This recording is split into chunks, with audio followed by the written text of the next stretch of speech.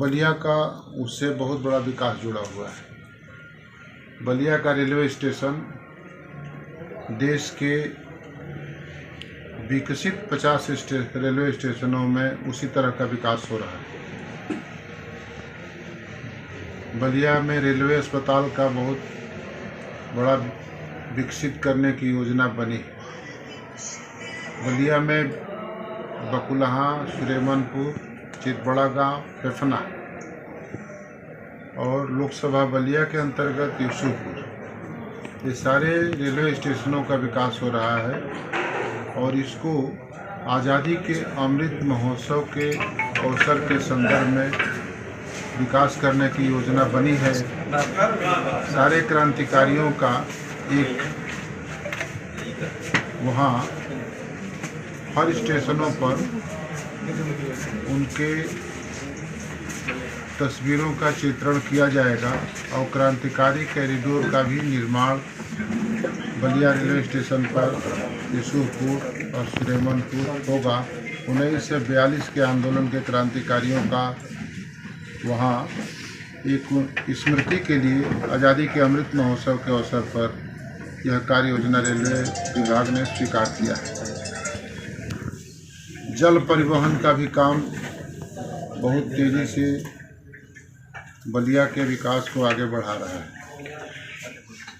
यहाँ 5 water terminal बनाने की योजना जल परिवहन मंत्रालय ने किया है और उस पर काम भी शुरू हो गए। उससे कृषि विकास के क्षेत्र का काफ़ी बड़ा लाभ हो सकता है। कृषि का उत्पादन एक बलिया से दूसरे प्रदेश में जाने की सुविधाएं जल परिवहन से, रेल परिवहन से, सड़क परिवहन से हो सकता है। फिर सड़क परिवहन में भी उत्तर प्रदेश सरकार का परिवहन विभाग को विकसित करने की बहुत बड़ी योजना बना रहा है। बलिया परिवहन के क्षेत्र में आगे बढ़ेंगे। बलिया शहर की जाम को मुक्त करने के लिए हैबतपुर से और कदम चौराहा तक की सड़क स्वीकृत हो गई है। उसका टेंडर भी हो गया है। उस काम का भी भूमि पूजन तिथि घोषित कर दी जाएगी। बलिया शहर के अंदर की सड़कों का निर्माण मानक के आधार पर मानक पूर्ण करते हुए हो रहा है। इस प्रकार जो जनपद में सड़कों के निर्माण के दृष्टि से हमारे पूरे लोकसभा क्षेत्र में केंद्र सरकार के सड़क मंत्रालय के द्वारा 15,000 करोड़ की सड़कों का निर्माण हो रहा है। स्वास्थ्य के क्षेत्र में, सड़क के क्षेत्र में और शिक्षा के क्षेत्र में भी। मेडिकल कॉलेज यहाँ स्वीकृत हो गया है।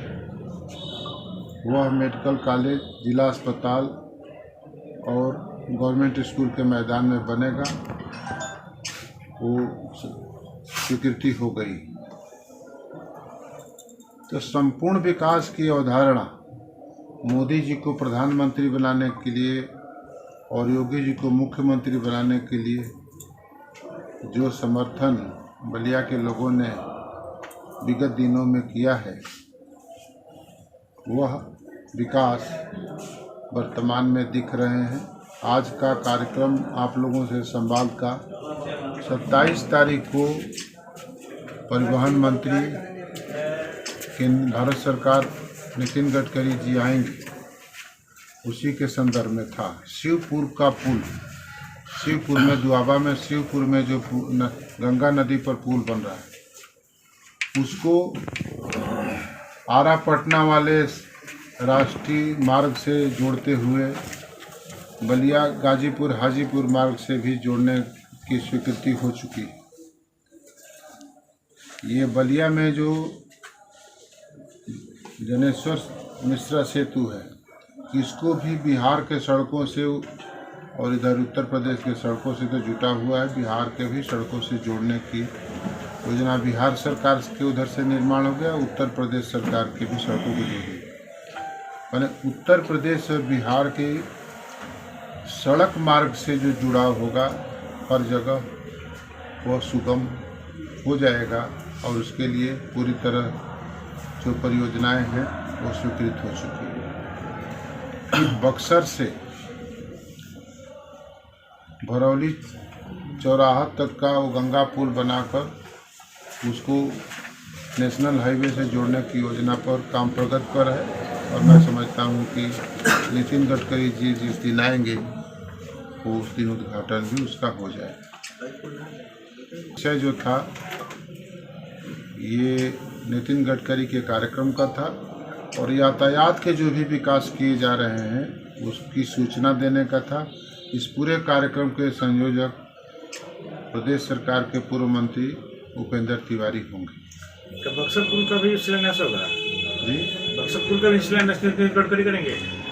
ग्रीन फील्ड का वो बक्सर जा रहा है सर, बक्सर पुल का भी शिलान्यास नितिन गडकरी द्वारा किया जाएगा। तो शिलान्यास नहीं करना है क्योंकि बक्सर पुल का तो काम पूरा हो रहा है। उद्घाटन होगा। और एक चीज का जो सड़क NH-31 जो भरौली होते हुए आ रही है उसका उद्घाटन पहले के तुलना में 3 मीटर चौड़ाई इसकी बढ़ी है। उसकी चौड़ाई करते हुए उसका पूरा काम पूरा हो गया है, उसका भी उद्घाटन होगा। क्या यह 2024 को चुनाव को लेकर के तैयारी है? क्या विकास के रास्ते पर घेरा जाएगा विपक्ष को? लेकिन चुनाव तो अपने समय पर और परिस्थितियों के अनुसार होते रहते हैं। किसी भी चुने हुई सरकार को और चुने हुए प्रतिनिधि की जवाबदेह जिम्मेदारी होती है कि सरकार की योजनाओं को अपने क्षेत्र में क्रियान्वित करे। मेरे समझ से आज का संदर्भ यही। जिस तरह से बलिया में समाजवादी या बलिया या पूर्वांचल में समाजवादी पार्टी की जीत हासिल की है, क्या 24 के चुनाव में उसको घेरने के लिए स्तरीय विकास के रास्ते पर चलेगी भारतीय जनता पार्टी? चुनाव जीतना और विकास होना दो चीज़ें हैं। उसके पहले भी विकास होते रहे। चुनाव जीतने हारने का काम जो होता है कई परिस्थितियां उस पर निर्भर करती हैं। विकास नहीं हुआ था इसलिए समाजवादी पार्टी नहीं जीती, परिस्थितियों कहाँ से जीती है। इसलिए यह प्रश्न जो है मेरे समझ से समयानुकूल नहीं कहा जा सकता है कि विकास होना ही चाहिए, विकास करना ही चाहिए। जनप्रतिनिधि को और सरकार को जवाबदेह होना ही चाहिए। ये जवाबदेही है। वो जवाबदेही कहाँ से हम लोग काम करते हैं, सरकार भी काम करती है, हम भी काम करते हैं।